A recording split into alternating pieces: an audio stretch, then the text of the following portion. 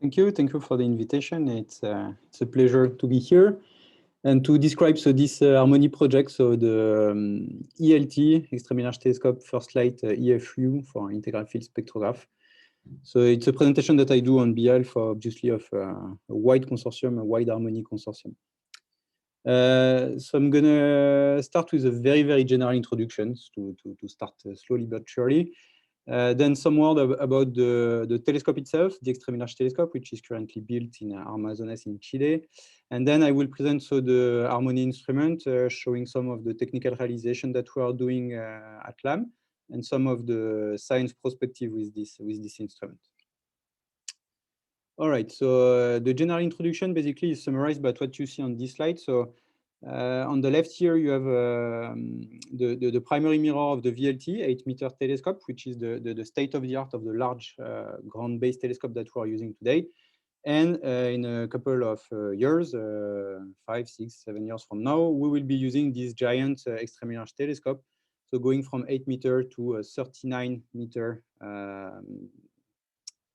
telescope for the primary mirror of the telescope. So why astronomers are trying to build larger and larger telescopes? The very first answer is obviously because the bigger your telescope, the more light you're gathering. So a telescope is really a light bucket, and then you can be more sensitive and be able to detect fainter stars. So this is just an illustration of the Orion Nebula, how you will see it with a small telescope and with a bigger telescope for a similar exposure time. So you will gather more light, and with the ELT, actually, we will be able to gather something like more than 20 times the surface of the current VLT. So one way to understand that as well is to see that the collecting surface of the ELT will be bigger actually than all the 8 to 10 meter telescope actually in operation. So in a single night, the ELT will be collecting more photons than all the 8 to 10 meter telescope currently in operation. So this is really a huge step in terms of sensitivity that will open the path to observe a very faint targets and actually go deep into the early universe. So this is the very first motivation, obviously. The second one is angular resolution. So the bigger your telescope, the more details, the better your angular resolution. So again, this is a simulation which is provided by ESO, where you see this very dense globular cluster, star cluster, young cluster actually.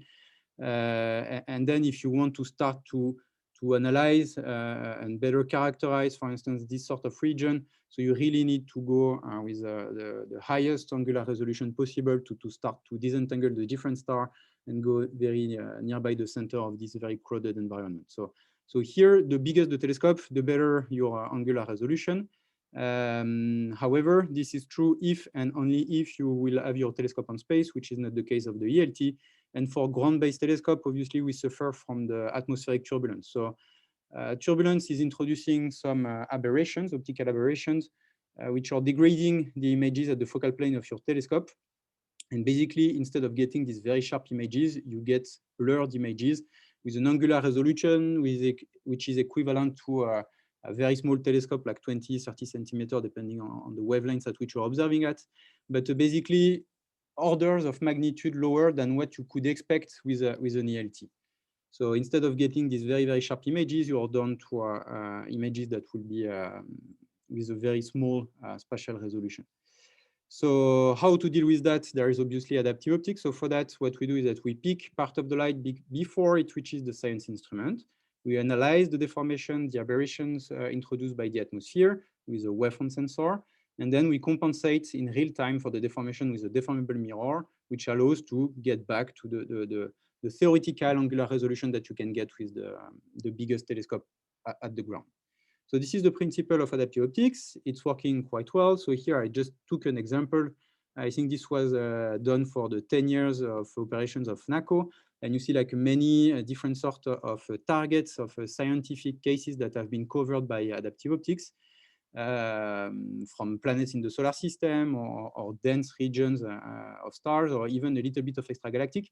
But actually, if you look at those images, one common feature of all of these images is that basically the classical LEO system were mainly focused on compact and bright objects. So why the very first LEO system have been designed or optimized, or they were limited to compact and bright targets. So why is that? Adaptive optics works very well in its classical way. However, it only works very well for close and bright targets. And indeed, here, if you increase the field of view around the object that you were looking at, you see that the image that you get at the end, you're losing again the angular resolution. So why is that? Let's first understand why you have this close limitation. So this is due to what we call the anisoplanatism, which is actually due to the fact that the atmosphere is located over different layers above your telescope. And basically, the higher atmosphere layer are not sensed properly by your wavefront sensor. On axis, you can sense properly all the turbulence and you can compensate for it. But then when you start to look off axis, you see that part of the light is passing through atmosphere that has not been measured nor compensated. So then you're back to your loss of resolution. So the solution for that is actually to not use a single star to do the analysis and the measurement of the aberrations induced by the atmosphere, but to use several ones and combine the information from these different off-axis stars. And this is what we called tomography. So it's the same tomography as the one that we are used to when you do medical images. So basically you have a 3D object, which in this case is the atmospheric turbulence that you will be looking at from different directions. And then, so you need several wavefront sensors, and then you combine the information from these different wavefront sensors in a tomographic way to be able to reconstruct the full 3D information of the turbulence. So this is what is illustrated with this small example here. So you have these two guys looking at a cylinder. So one is looking at it from the side and say, it's a square. And the other one is saying, no, it's a circle. And if those two are talking together, then they will understand that what they're looking at is a 3D object and it's a cylinder. So we do exactly the same. We have the wavefront sensor, in a sense, talking to each other through a real-time computer. And from that, we're able to reconstruct the 3D turbulence and get the full 3D information of the turbulent volume above the telescope. And once we get this, actually, there are many flavors of potential correction. But for instance, one solution could be to add several deformable mirrors conjugated at different altitude. This is what we call MCAO. And in that case, you will be able to get a good correction over a wide field of view. So this is the first big limitation, which was anisoplanatism, and how we can tackle it by using several guide stars and then several ways of compensating the turbulence. Then the second big limitation, so as I said, you need a bright star. So why is that? Is because the atmospheric turbulence is actually changing very fast, few hundreds or even thousands of times per second. So in a sense, you need to have a measurement which is going to be refreshed 1,000 times per second. And for that, then you need bright star. So basically, for a classical LEO system, you can use stars of magnitude 13, 14, 15, depending on the final performance.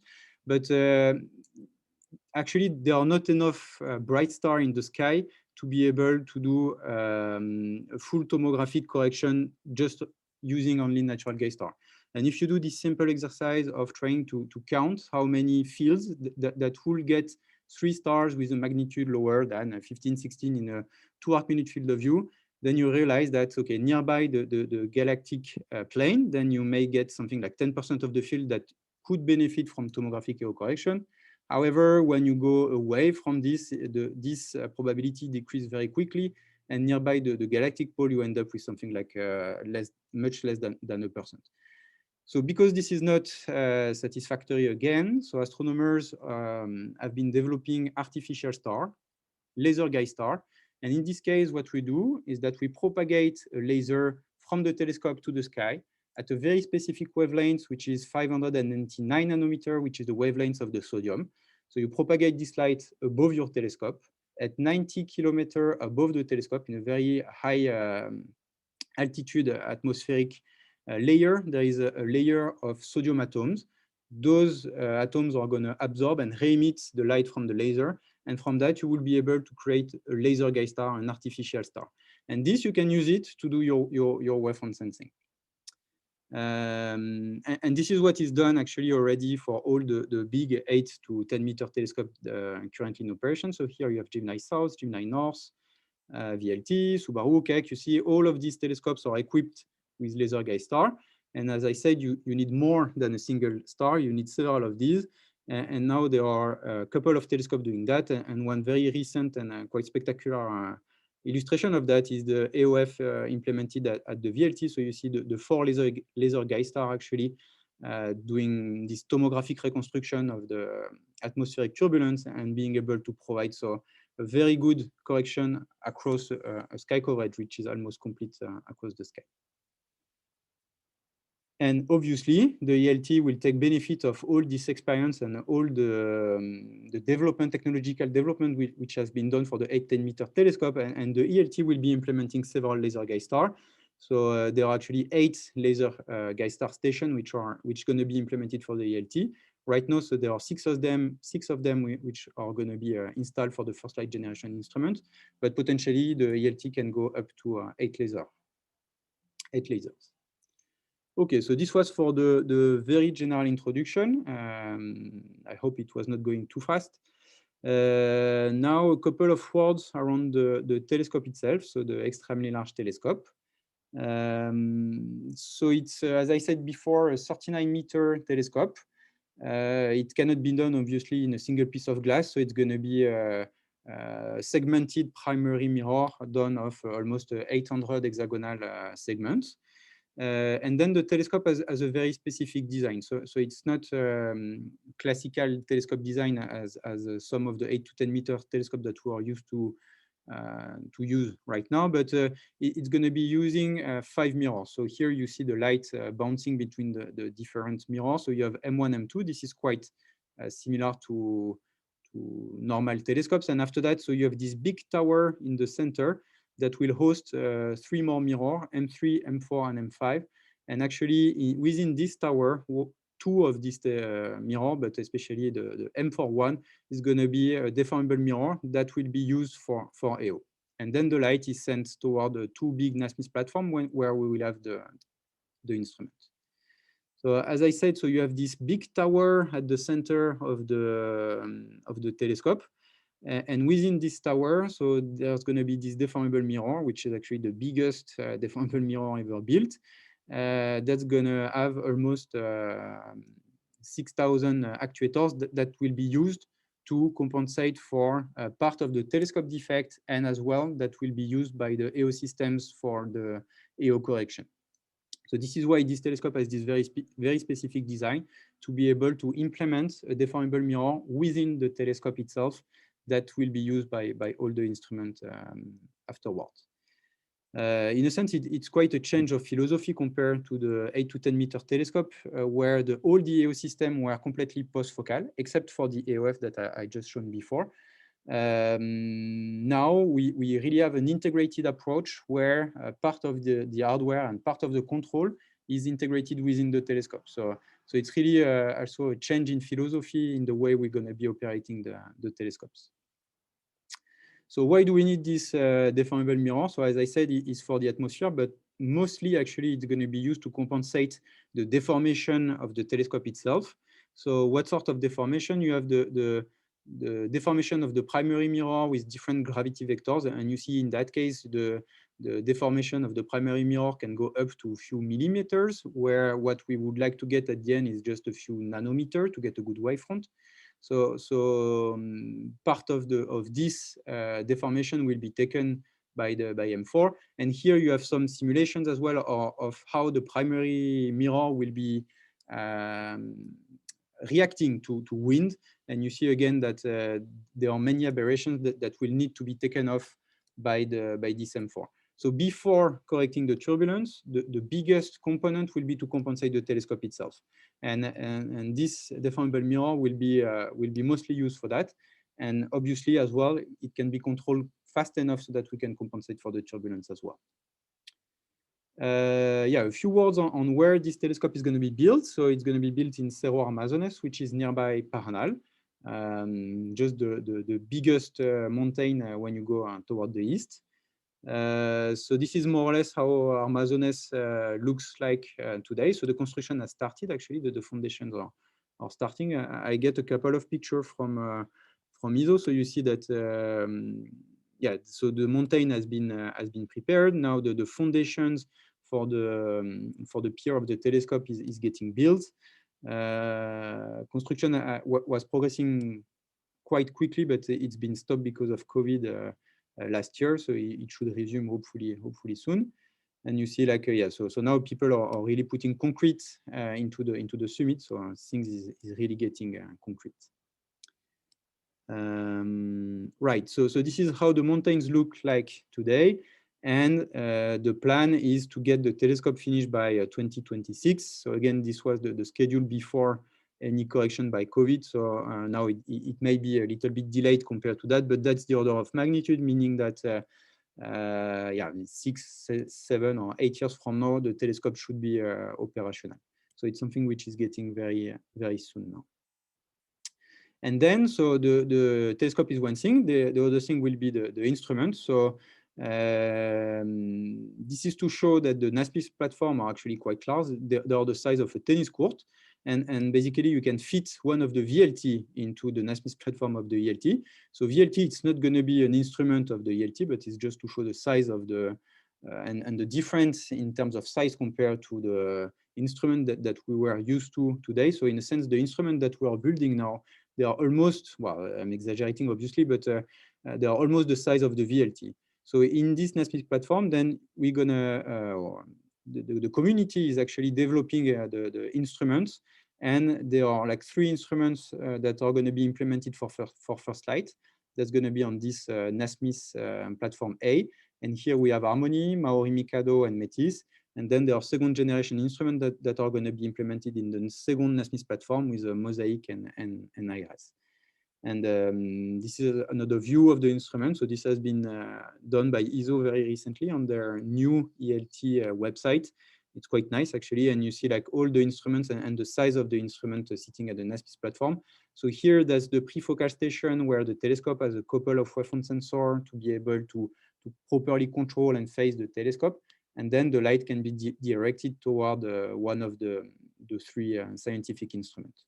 And the size of the instrument, again, is quite significant compared to the sort of instrument that we've been developing for 8 to 10 meter telescope so far.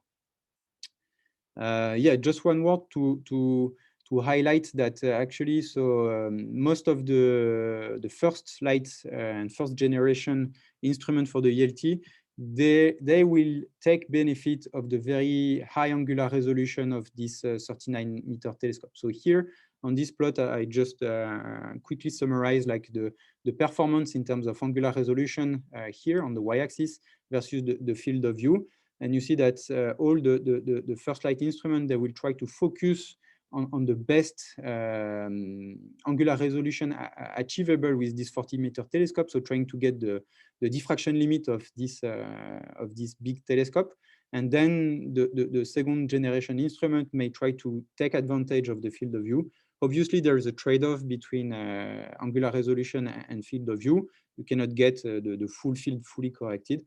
But second generation instruments like Mosaic, for instance, they will take more benefit of the gathering lights and the collecting power of the telescope, and a little bit less of the angular resolution. While the first light instrument, they will really try to focus on the best image quality that potentially will be delivered by the telescope. All right, so this was for the ELT. Now now we can go into more details into Harmony, which is the purpose of this talk. So the first, the Harmony Consortium. So it's a consortium which is led by 8 institutes. So 3 institutes in UK, 2 in Spain, 2 in France, and recently, so we get one more external contributor with the Michigan University.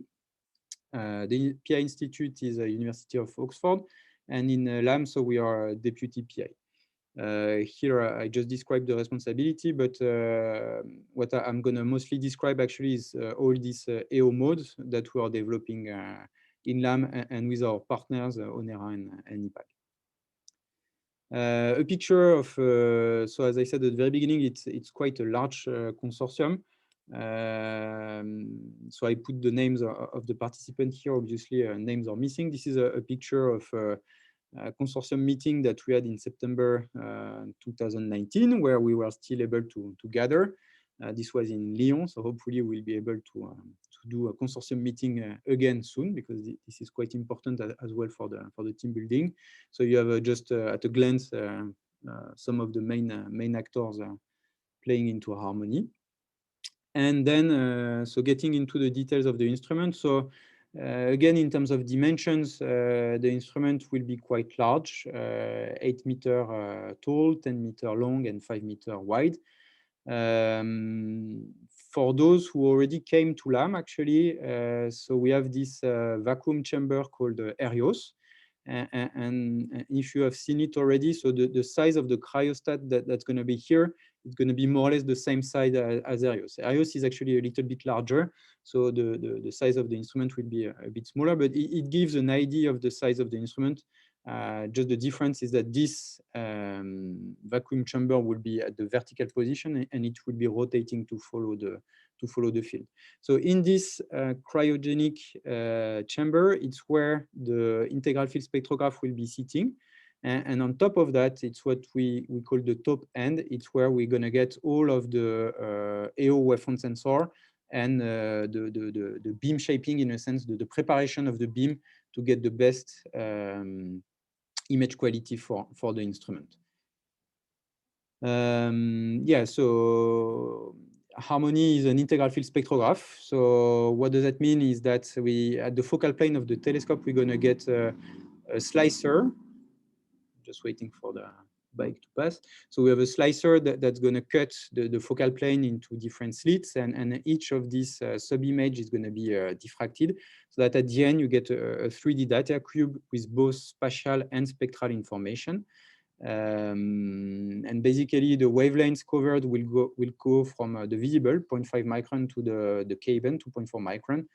And in total, it's something like 30,000 spectra, which will be provided for each exposure. So in terms of spectral resolution, there are different modes. The instrument has several modes, going from medium or low resolution, depending how you want to call it, to quite high, again, depending on your background. So from few thousand to 20,000. Obviously, you cannot cover the full wavelengths at 20,000, so that will be more for a narrow band part of the spectrum.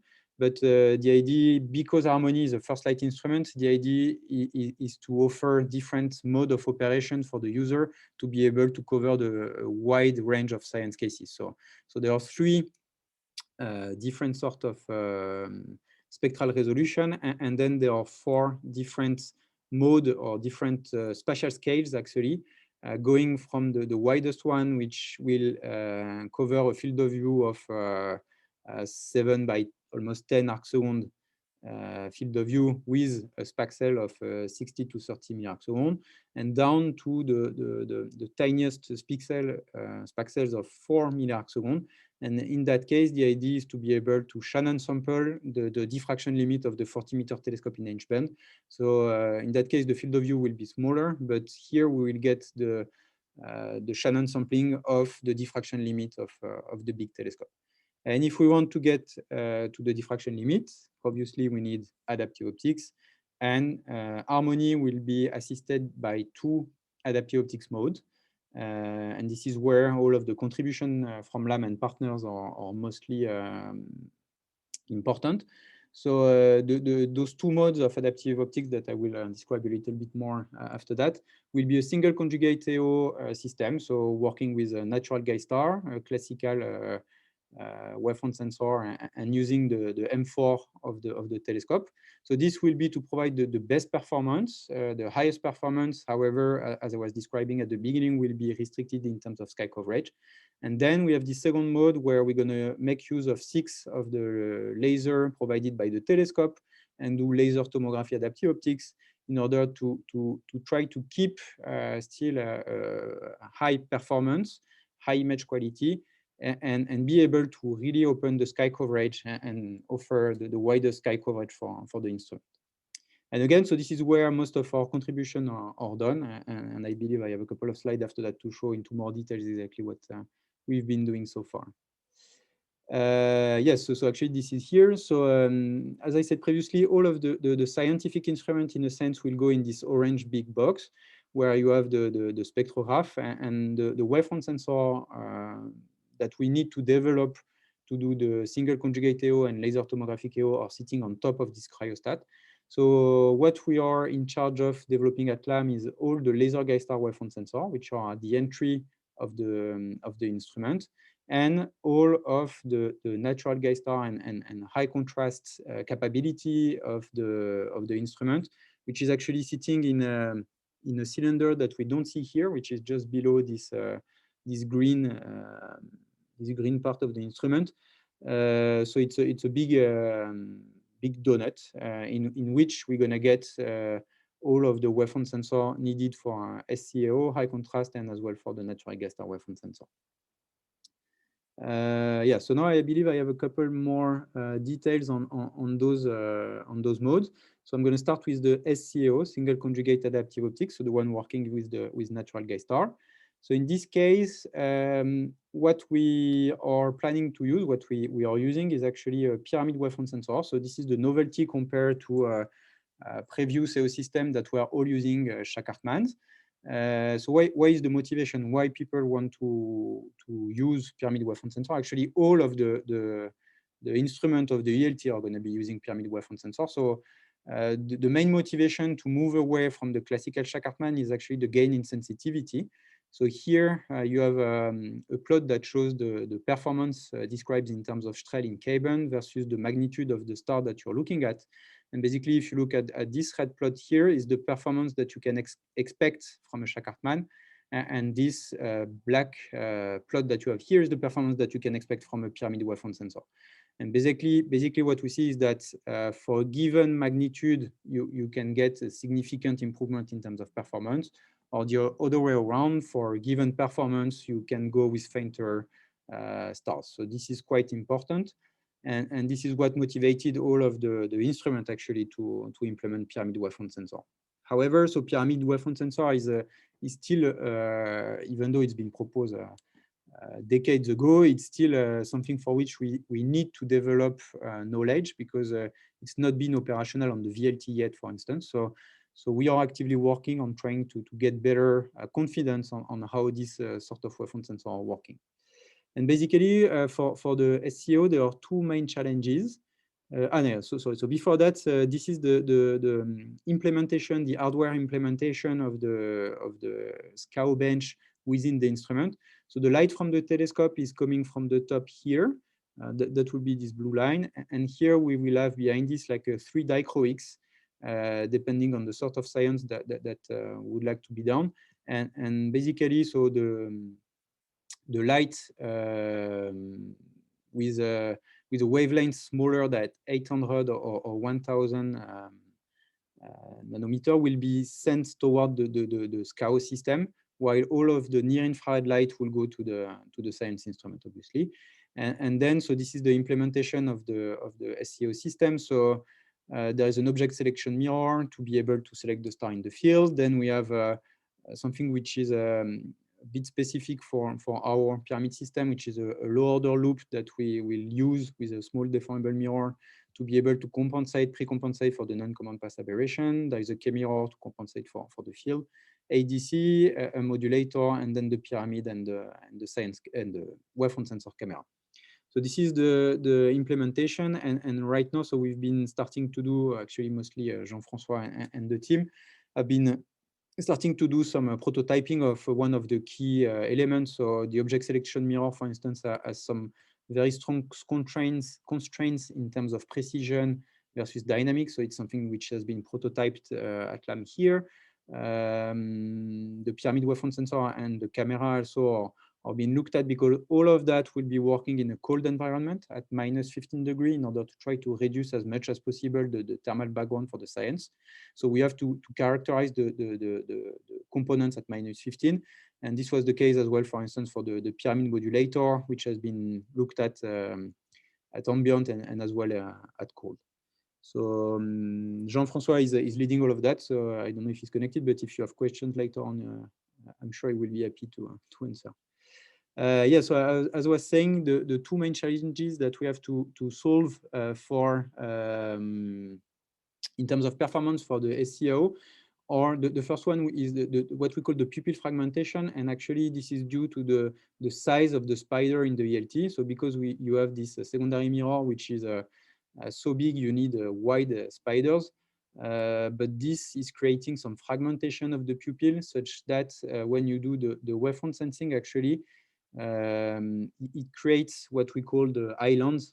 So basically, if you don't do anything, you see that there is an issue of co-phasing between those different sectors of the pupil, and that completely destructs the performance and the final PSF. While if you don't have this spider, obviously the pyramid is able to provide a very good performance and a very good Straub. So it's something that has been identified very early in the project. There is also PhD ongoing from Marielle Anglesia dedicated to this issue. And actually, so within Harmony, so this has been worked on mostly by NOAA. And the solution which has been found so far was to control that from the control point of view, actually by pairing the actuators at the edge of the two pupils, so that at the end we get a performance which is not perfect. We cannot completely remove this effect. However, it's not too bad. It's still under control. So basically, the reference case will be the blue point here. In here, you get the residual error in terms of nanometer RMS, which is proportional to the image quality. And here, the seeing. And if we would not have any spider, you will get those blue points. If we would not do this pairing, the performance would be way, way, way up outside of this graph. And with this edge coupling, so we get those red plots, which is not perfect again, but still acceptable in terms of error budget for the system. And worst case, what we are trying to investigate now is if we can use another wavefront sensor, which is implemented in a high contrast arm, which is called the Zelda. If we can use it to try to even improve even further this final performance.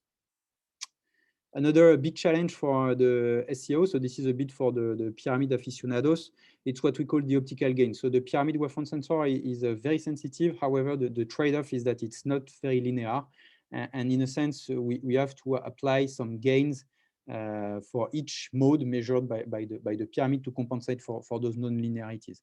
And if you don't do that, basically, again, that's the residual wavefront error. So again, this is something proportional to the performance. When it gets higher, the performance gets worse versus the seeing. So if you don't compensate for those non-linearities, you will get those dash plot here. And if you compensate for it, if you're able to compensate for it, you see that you can get a much better performance. So this is something as well which has been under study since a couple of years. So at LAM, we have Vincent Chambouleron doing a PhD thesis around this thematic, and he recently proposed a method which is quite nice because it doesn't require a lot of calibrations to be able actually to properly estimate the optical gains during operations. And this is actually demonstrated now in simulation, and now Vincent is doing that and developing that on a bench that we have here at LAM to fully demonstrate this the capability of this method. Okay, then quickly, so a couple of words on the high contrast mode. So Harmony will also implement a high contrast path, which is an arm that can be put on or off. It won't be here for all the observation, but there are some sense cases, obviously, that will benefit from high contrast. And this is developed by IPAG and led by Alexis Carlotti. And in this case, so we are not implementing a classical coronagraph, but this shaped pupil. So what Alexis is proposing is to reimage a pupil of the telescope somewhere, insert this sort of mask, and this will create actually a high contrast on your image. So here what we see is raw simulated images when we are scanning through the data cube, through the different wavelengths. So this is why you see the speckle scaling with the wavelengths. And the goal is to reach, so the specification is to reach 10 to the -6 contrast at 100 mass from the optical axis. So this is also ongoing. There are many technical activities ongoing at IPAG. I'm just showing a couple of examples that have been provided by Alexis and by Adrien Arros, who is a PhD student working with Alexis now. So yeah, so they are working on the mask, obviously. They are also reproducing the ELT pupil. And this is like a real image on the bench and the associated PSF, which is saturated at the center, which is why it's dark, but it's nice to start to see the ELT PSF. And because this system will be very, very high performance, it needs to properly sense and calibrate the non-command path. So there's going to be a second stage, second wavefront sensor to properly calibrate the non-command path aberrations. And this is based on a Zernike wavefront sensor with its implementation called Zelda. And what they are doing right now at IPAG is to use and start to build actually this wavefront sensor part with the Zelda and the wavefront sensing camera, and they are calibrating actually the wavefront sensor. So this is a comparison between what you get with the Zelda wavefront sensor and the Phasix wavefront sensor, which will be the reference in this case. So this is ongoing work. It's developing very well, and it's a capability which has been added later on into the Harmony project, but now it's really taking quite a lot of interest from the scientists, because it really opens nice science capabilities. Yeah, so this was for all of the natural gate star part. Then, as I said, we are also in charge of developing the laser gate star wavefront sensor for the LTAO assisted mode of Harmony. So in this case, we stick to a classical Shah-Kartman. We have not been brave enough to propose pyramid wavefront sensor for lasers. So in that case, that's going to be a classical 80 by 80 or maybe a little bit less Shah-Kartmans. So you get a lot of spots in your detector. And here, the biggest challenge is actually what we call the spot elongation. So because we have a 40-meter telescope, you're sending your laser light from one side of the pupil, and when you look completely at the other side of the pupil, the spot that you see, it's not anymore this nice and round shape, but it starts to be very elongated. And it's so elongated, it can go up to 25 arc seconds actually. It's so elongated that you start to crop it, and then this introduces biases in the measurement, which makes the performance also very sensitive to the shape of the sodium layer. So this is something that we've been working on. So again, we are implementing a small bench at LAM to do prototyping activities and to demonstrate the algorithm and the technology that we are developing. So this is one example. So actually here, the big novelty is to use a CMOS camera with many pixels to try to cope with this truncation effect. And right now, so we are at this stage where we can produce actually these 80 by 80 spots where we have a micro lens array, relay optic, and the camera. So this starts to look like a first prototype of one of the first arm of the laser gate star wavefront sensor, and this will allow us actually to test many sort of algorithms. And now the next step will be to emulate elongated gate star, and again try to start to validate our algorithms. And this is done through the leadership of Anne, and we have also recently hired a postdoc, Felipe Pedreros, working around all of these activities. Yeah, so very quickly as well. So because the laser gate star are not measuring all the modes, we need to complement this measurement with natural gate star. And this will go in the same very crowded region on top of the cryostat. So here we need actually just a 2x2 Shah-Kartman sensor to measure tip, tilt, and focus, which are modes which are not properly sensed by the laser. And because we really want to get the best sky coverage, we will get a dedicated deformable mirror in this path to really get the best spot here to be able to reach very, very faint stars. So this is developed by Durham, and Tim Morris is leading this. Okay, so if I summarize all of that quickly, so in terms of performance, this is the Strel ratio versus sky coverage. And basically here we have the SCO providing the best Strel ratio and the high contrast mode. And then we have the LTO, which is filling up this parameter space, providing still decent and quite good actually the performance, something like 50%, and increasing the sky coverage. The sky coverage here is defined as the South Galactic Pole. So it's the worst region where there's no star at all. So obviously this sky coverage will increase quite significantly where you will move away from the pole. Okay, so quickly now, what science can be done with that? So as I said previously, Harmony is a first light instrument, so it should be a very versatile instrument. So coping with many different sorts of science cases from planet stars, stars, galaxy, and galaxies and cosmology. I have a couple of illustrations. So what can be done, for instance, within the solar system. So this is a simulation of Io, has been done by Olivier Groussin at LAM. This is how it will be seen with Harmony. So it's quite nice because you see you can resolve very well the volcanoes on Io. And because we have the spectroscopic capability, then we'll be able to get good diagnostics, for instance, on those volcanoes and really work toward the origin and evolution of the small bodies into the solar system. Yeah, so the idea is to take benefits of the EO corrected images, but then as well we are investigating post-processing methods, especially deconvolution. So we had a PhD thesis led by Romain Fétic, where we've been developing new models of EOPSF and new ways to do deconvolution to improve even further the performance. Even though we get very nice images, the goal is to improve it even further by deconvolution methods and try to make the deconvolution very efficient and quite accurate. And this has been started and actually almost finished during the PhD of Romain. And just to say that we are also trying to apply that to Muse images. So here you have an example of Seeing Limited as observed with the LTO, AOF, and Muse, and then after deconvolution. Yeah, a couple of words about the exoplanet capability.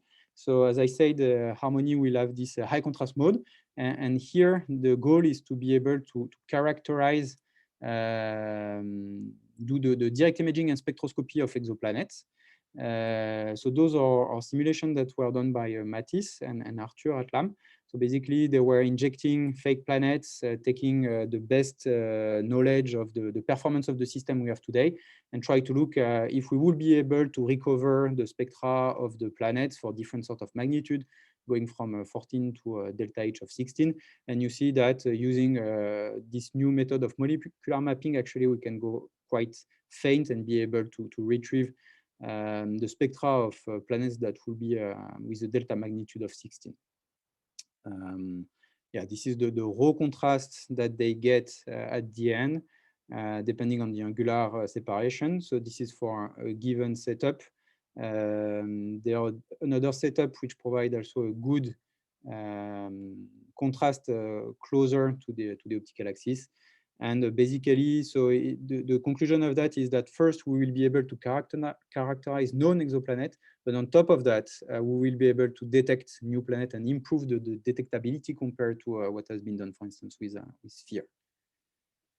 Yeah, then completely different science capabilities offered by Harmony. So now we are jumping into the distant universe. So in this case, the idea is to try to map the dark matter distribution into distant galaxies. So those are simulations that have been done by Benoît Épinard and Philippe Amram at LAM. So basically, they use very high resolution images of galaxies in the local universe. They retrieve that at z equal 2, and then they convolve that by the instrument simulator, which is called HSIM, and they try to see if they can recover the exact mapping of the dark matter within those galaxies, trying to answer those questions, for instance, of dark matter distribution, is it cusp or core, the profiles, and trying to improve the knowledge into galaxy formation, evolution, and interaction with dark matter. And if we push it even further to the more distant universe, so those are examples of Lyman alpha emissions around galaxies. So this is coming from a paper that has been done with Muse, where they say that at the end, all the galaxies have those Lyman alpha halos around them. So if you look at the sky, actually, it's very bright in terms of Lyman alpha. So thanks to the collecting power of the ELT, actually, Harmony will be able to improve the detection limit of those very faint Lyman alpha emissions around those distant galaxies. However, the drawback compared to Muse will obviously be the field of view. So where Muse is able actually to observe many galaxies at once, Harmony will have to mosaic and study into more details, maybe some specific galaxies. Yeah, so in terms of science, so there were a solar system workshop that was supposed to be organized last year at LAM. It's been cancelled, obviously, but hopefully we will be able to organize it somewhere in the fall in this year. And also there was a conference that was supposed to be organized last year, spatially result spectroscopy with the ELT in Oxford last year, and now it's planned for September. So hopefully we'll be able to travel there. So if you're interested, don't hesitate to participate to those events. And I have a couple of few slides before concluding, like 2 more minutes.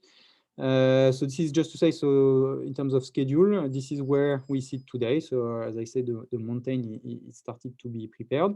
The telescope will be constructed within the next year. So you see it's a very easy construction. And the development of the Harmony project is actually following, in terms of schedule, the development of the telescope. So we had the preliminary design review in December 2017, already a couple of years ago. So this was very formal. You see Norbert making sure that everything is working properly. Now we are in this final design phase, and we are starting the final design review. Actually, the document for the first session of the final design review has been sent or being sent today.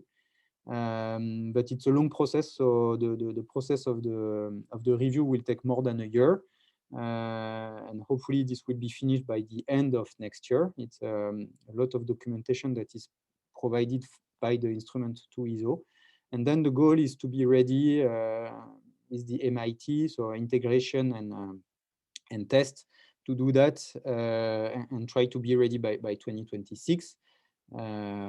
Again, not COVID corrected yet, but to try to be ready for the telescope first light. And actually, so half of the instruments, so all of what we call the top end, where you have all the wavefront sensors. So this part is going to be integrated at LAM here in the new integration hall that we are trying to build now. And then, so when we are the telescope, we will be doing the installation, commissioning, and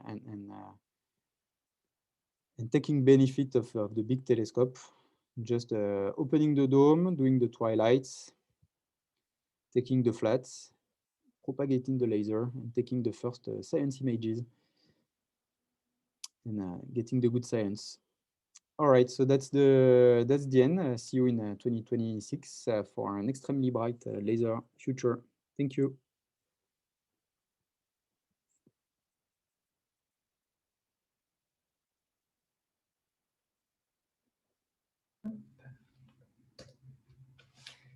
Hello, thanks Benoit a lot. It was very complete and very interesting. Oh, you have now the Lego prototype almost being built.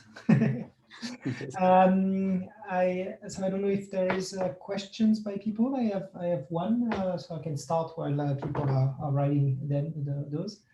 I have one about high contrast, so I don't know actually if you're the one. On the simulation that you are showing, one of Alexi, I think, simulation, where you are showing the evolution with wavelength.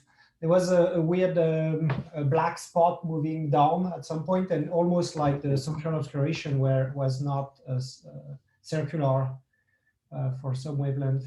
And I was, yeah, this thing going at the bottom here. What is due to? I don't know if there is Alexi connected or not, or someone that. I'm not sure that we invited. Yeah. Well, but the way contrast is done actually. So the mask will reject the light, but not in a symmetrical way. And actually at the center, it will do a sort of Barba Papa shape actually, and it won't be exactly symmetric. I don't know exactly why, but Alexis will be able to answer that for sure. Okay, I'll ask him directly then. Yes. If I may, it's because there is no ADC, if I'm correct, and you have to mask the dispersion of the PSF, right? Maybe. I think this is the reason why it's this way, because you don't have any ADC. Okay. So you're masking part of it numerically. Okay, so I don't know if there is other questions by people on the online. Perhaps yes. Benoit, good afternoon. It was very interesting. Thank you a lot. Just a question, you didn't talk too much about that. What is the field of view for the LTRO to search for natural gas stars, and how you pick off your gas stars in your system to have this measurement on natural gas stars? Yes, so indeed, so the field of view is 1 arc minute away from the center, so you can patrol a field of 1 arc minute away from the field center. And there is a pick-off arm, which is actually below the SCO and high contrast bench that will patrol the field and get the stars.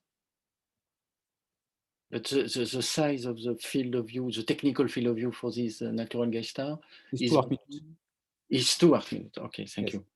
2 arc minutes, and the peak-off arm, I believe, is a 3 arc second field of view. So we are passing 3 arc second toward the natural gas star wavefront sensor. And actually, so this is why we need, I was a bit fast on that, but this is why we need the deformable mirror, because we will get some star that will be very far off axis. And the M4 and the tomography is compensating for the performance on axis. So the natural gas star will suffer from an isoplanatism when it will be off axis. So this is why it needs its dedicated deformable mirror to compensate for the differential turbulence between on axis and off axis. Yes, you want some multi-object adaptive. Exactly. Yes. Yeah. It's a MOEO arm. Yes, the first MOEO on Sky. This is why Tim is leading this. Yes. Very good. There is a question by Yogi, I think.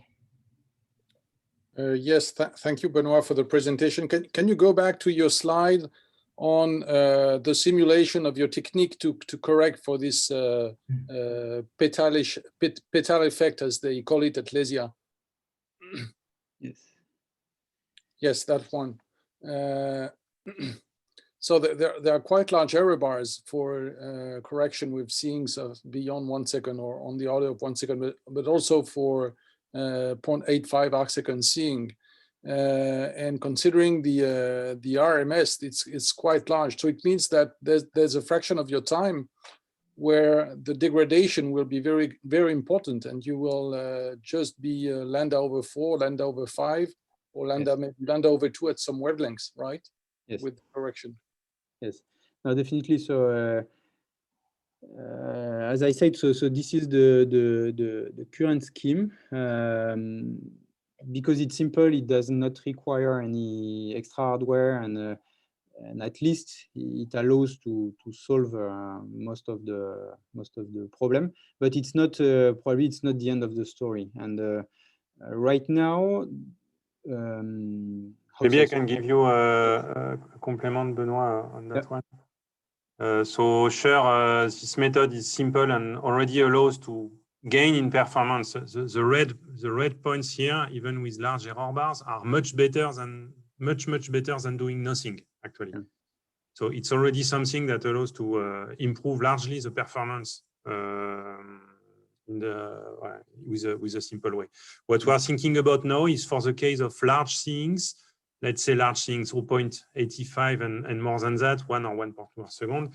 We are trying to look at regularization methods that could help on top of this one here. But I would say we are already happy with that one, because without that edge slaving solution, the performance is really completely out of the range. Okay, thank you. And I think there was a question also from Michel Talon. Hello, Benoit.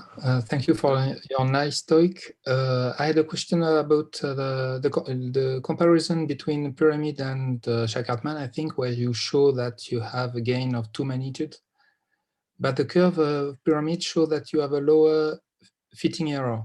Why? You mean here? Yes. No, so it's not the fitting error, it's actually the readout noise. It's because if you want to implement a Shah-Kartman on the 40-meter telescope, there's no zero noise detector that will be able to fit that. While the pyramid is much, you can use much less pixels, so then you can even benefit from zero noise detector. So actually, it's the readout noise.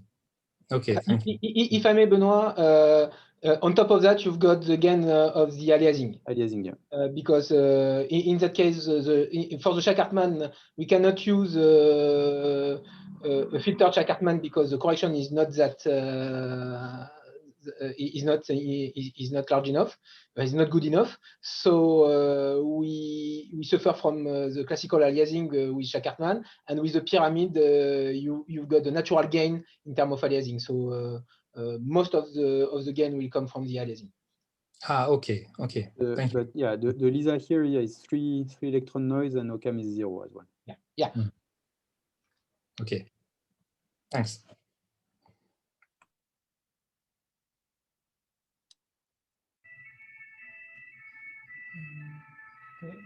I had actually a last question also on this subject of pyramidal wavefront tensor. So you're saying that for the natural gate star, you're using the pyramid, and for the laser gate star, you're using Shah-Kartman. So was it that much more complicated to go with also pyramid for the laser guard star, or you said that you didn't dare to do it or something? Yeah, it's in terms of, for instance, if we talk about technological readiness level, so the pyramid with natural gate star have been demonstrated and used in operation at the LBT for some years now.